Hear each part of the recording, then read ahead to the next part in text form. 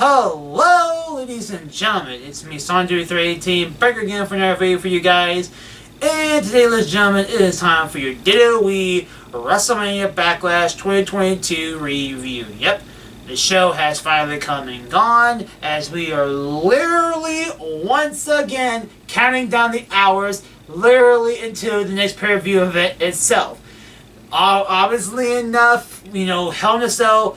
2022 is coming up this very weekend at the time of recording this video, and I totally once again want to apologize for me procrastinating this review, and just all I gotta say is just enjoy it. It's actually here for you guys. I'm actually gonna give it to you guys, and you guys don't have to wait that very long to my next video. So there's a silver lining for you guys. There's some. You find some doubts and you find some negativity out of this. There is some ray of sunshine for you guys to legit take out of this for a silver lining. It may have been a while for you guys to legit get this review, but at least with you guys getting this review, you guys don't have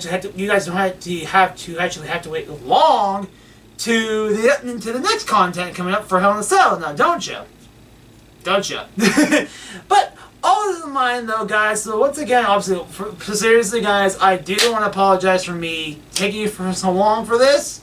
Obviously, there is some merit as to why I couldn't get on this review, other than me procrastinating, of course. But thankfully enough, thankfully enough, I can come out and say that I actually have had some, I've had some marginally kind of health issues, not sick issues, but just pains. They're just pains. I had pains in my feet, pains in my side of my mouth, whether it was like a freaking canker sore or whatever. Knock on wood. That's over here. Knock on wood. That I'm actually feeling well enough that you can come out legit here, actually be enthusiastic, actually talk, be myself. So there's that. Just random shits that kind of just like, I don't want to do it. I'm feeling kind of my body's feeling painful. I'm just kind of I don't want to do it. So thankfully enough, those pains luckily enough have passed for now, and I can actually come out here and legit actually give you guys this actual review for you guys overall. So no more holding off this shit. I'm actually going to give you guys what you came here for, is for your WrestleMania Backlash review and my thoughts and all that jazz heading in, or in a sense, out of the show. Heading out of the show and heading into the next show for Hell in a Cell 2022 coming up pretty soon next on the channel. So, blah. So with that said, we're not going to wait. We're going to get this thing started, shall we? And no. So with that said, let's go with WrestleMania Backlash 2022 review. So with that said, let's get started. We start off this stuff with none other than Cody Rhodes taking on Seth Rollins. My prediction for this match was for Cody Rhodes to lose, as my prediction was Rollins, for the sake of 50-50 booking to continue the feud into the future, but wouldn't have mind seeing Cody Rhodes get the win. So, there it is. But my prediction was incorrect, as Cody Rhodes did win this match, so blah. And my prediction score starts off the show as 0-1. And my thoughts on this is, as I quote, other than me calling this match opening the show, of course, because obviously my prediction video, I said I pretty much called this match opening show, so there's that. The match to me wasn't anything too crazy to go on about. Not to say it wasn't good by any means, but just didn't quite go up to par to what they did at Mania, in my opinion. Not to mention that while they could have just ended it with the crossroads, seeing how Cody got the W by the end of the match, but I suppose this way serves to keep both men looking strong, while also giving reason to properly continue the feud into Hell in a Cell. To have Rhodes prove Rollins wrong... Wait, let me phrase this. But I suppose this way serves to keep both men looking strong, while also giving reason to properly continue the feud to Hell in a Cell, to have Rhodes prove Rollins wrong, and cleanly winning over him over this finish of this match, of course. Which I kind of botched it because I'm pretty sure did we get a roll up pin? Freaking Cody got roll up pinned in this match, kind of a screwy kind of finish. I am 99% sure that's what happened, so I'm going to roll with that. So blah. So with that said, Cody won this match, and my prediction score starts out with an L of 0-1 so far, as I said before. So moving on from this, we had Bobby Lashley taking on Omos with MVP in his corner, obviously enough. And my prediction for this match was for Omos to win for a 50-50 booking, looking back on their Mania match and to continue their quote-unquote feud heading into SummerSlam season with Lashley versus MVP being the focus of it all. But wouldn't mind seeing Lashley get the W if he does end up doing so. Which he did not, as Omos won this match, and my prediction score is tied at 1-1 so far. And my thoughts of this match was, as slow and methodical as this match seemed to be, it still was at least entertaining to say the least. It delivered what was expected out of it, with the assist MVP on top of it all near the end to be a pinpoint example of this. Also, it was good to see that Omos wasn't as harsh on Lashley as he seemed to be on him in their Mania match, as it shows that he and Lashley took what they did at Mania and delivered the match they gave us, with making it seem like one could have possibly seriously injured the other due to poor ring skills. Nothing bad or great, but once again entertaining to say the least, so there is that. Moving on next, we have Edge taking on AJ Styles with Priest banned from ringside, so there's your little stipulation if you even want to call it that. My Priest for this match was for Edge to win, with the assist of a newcomer to Judgment Day to once again continue the feud heading into Hell in a Cell, but wouldn't have mind seeing Styles get the win if so be it. Which he did not, because Edge won this match with the help of the newcomer, being obviously enough being Rhea Ripley. So there's that. And my score of this match after this match was 2-1 so far. So I'm winning 2 matches to 1 so far. So as I said, my thoughts on this match was, much like their last match at Mania, both men brought their best offense and defense into this match to overall result in a match that was quite the fun one to see, and personally earns a few points ahead of their first match, since this match was paced nicely to not be so tiring as their WrestleMania match was. Not to mention how we got Rhea Ripley to being the one to help Edge get the W in the end. Granted, we didn't quite need Balor and Priest to come out and did what they did, but it's whatever. So far of match of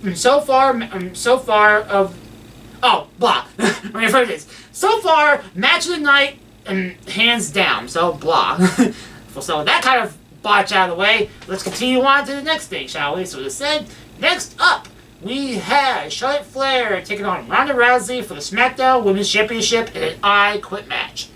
My prediction for this match was for Ronda Rousey to win, and she did, in fact, do that with becoming the new SmackDown Women's Champion. So it said Ronda Rousey wins to become champion, and my prediction score was 3-1. And my thoughts on this match was, Bit of me felt this match didn't quite live up to the I Quit stipulation.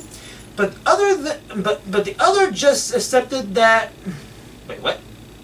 But the other just accepted. What? Okay, I'm going to read through these freaking notes I have, so bear with me, guys. But the other just accepted that we weren't going to get a full-blown experience of your typical I Quit match that others obviously have given us over the years. But for what went down, though, this at least was investing enough to not making me feel as bored as the build-up has been with the promo work of both women, mostly on Ronda's side, if I'm being completely honest. As a lot of people say, Ronda, drowsy, she's horrible on the mic. A lot of people say how she's kind of makes people kind of bored and tired and just her promo skills just kind of. So, say it for what you will. And here's like I said. Let's pick this up right here. So, which I do hope she does improve, seeing as she'll need to now being the champion and all. So let's hope, wishful thinking, she actually, she works on her promo skills. So, wishful thinking. And give us an at least decent match to watch overall. Lastly, you gotta love Pat's comment about someone in the front row dressed as someone in particular. Knock, knock, wink, wink, nudge, nudge. Truly got a laugh out of me as I'd only imagine what the reaction was backstage when that moment went down on commentary. Because obviously enough, when that particular comment was made, yeah, it was kind of a funny moment and kind of a speechless moment to say the least. So, yeah. Props to freaking Pat McAfee. So, gotta love Pat. Gotta love Pat. So, yeah. Beyond that, though, let's move on to the next match, which was Madcap Moss taking on Baron Corbin. My praise for his match was for Moss to win, but wouldn't be too surprised if Corbin gets the W. Which he did not, as Madcap Moss won this match, and Mr. Prick the score 4-1. And my thoughts on this match was meh. Your typical Smackdown caliber matchup. That's nothing new or unexpected out of this match, to be honest. Excuse me. Nothing to be angry or rant over, but just something to pass us on over to the main event. Why this couldn't just been on the kickoff show and give me something else on the main card here in this place is beyond me, but oh well. So, yeah.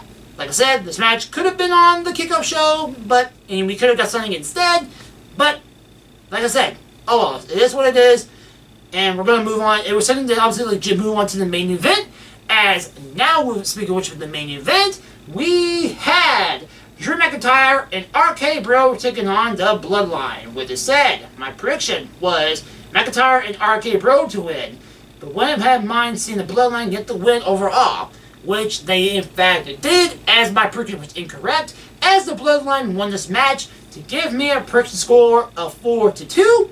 And my thoughts on this match is, and I quote, "Holy smokes, how good was this match? Totally went beyond expectations near the mid to end parts of the match, to say the least, when Orton hit the double RKOs on the Usos.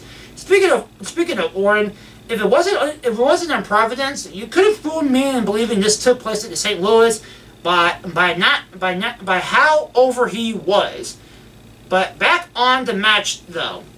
The match at first, to me, just seemed as if this could have just been the tag team unification match they originally were going to do with, which obviously enough, we've already kind of touched on the match, freaking the unification of the tag teams, with the Usos not being a unified tag team champions. So disregard all this. So this is just me reading off my notes. So with that said, let's continue. Let me rephrase this back. Let me just rewind this a bit. So, but back onto the match though.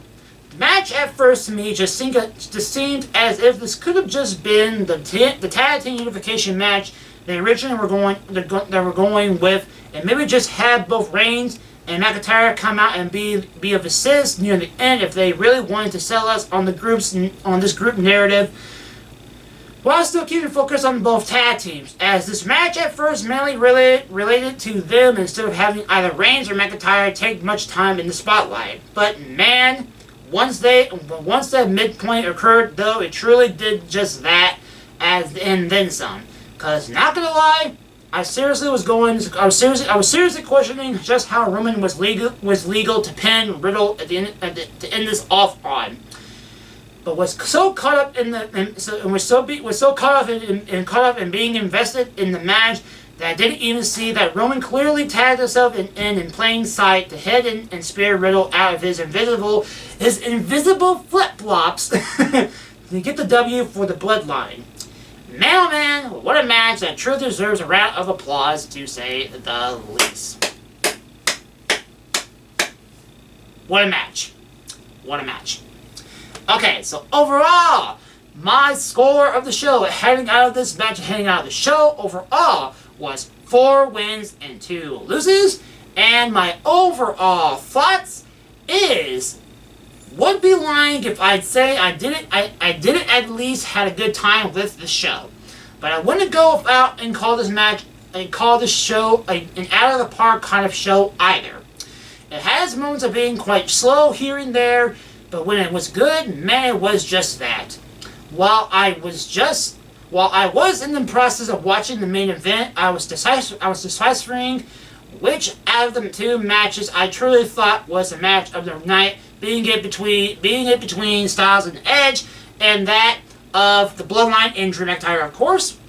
And that point was slightly sliding with Styles and Edge due to the intrigue of the new Judgment Day arrival to get it for me in that regard. But you could easily see how my opinion has quickly turned around for that to head towards the main event with obviously the Bloodline and RK Bro and McIntyre being a legit main course of the night, being the main, match of the night. But overall, it's still a show that yes seemed quite possible in regards of not really being needed due to its lackluster and almost no build. In all honesty, to be honest, truly was one that did have some good, if not outright great things to offer. So there is that. So once again, guys, this has concluded my WrestleMania Backlash 2022 review. And once again, I do apologize for this procrastination of mine to finally get this review out to you guys. But hey, once again, there's a silver lining to come here to you guys. As I rep next, you will not have to wait very long for me to touch upon Hell in a Cell 2022 as it's coming up this very weekend to come. So you guys will be seeing my predictions for Hell in a Cell 2022 coming up pretty soon enough. So, with this said and done, ladies and gentlemen, I once again thank you all for watching this review, and I'll see you guys next time for my predictions for Hell in a Cell 2022. With this said and done, ladies and gentlemen, I'm Simon 318, and I'm signing out. Peace, guys.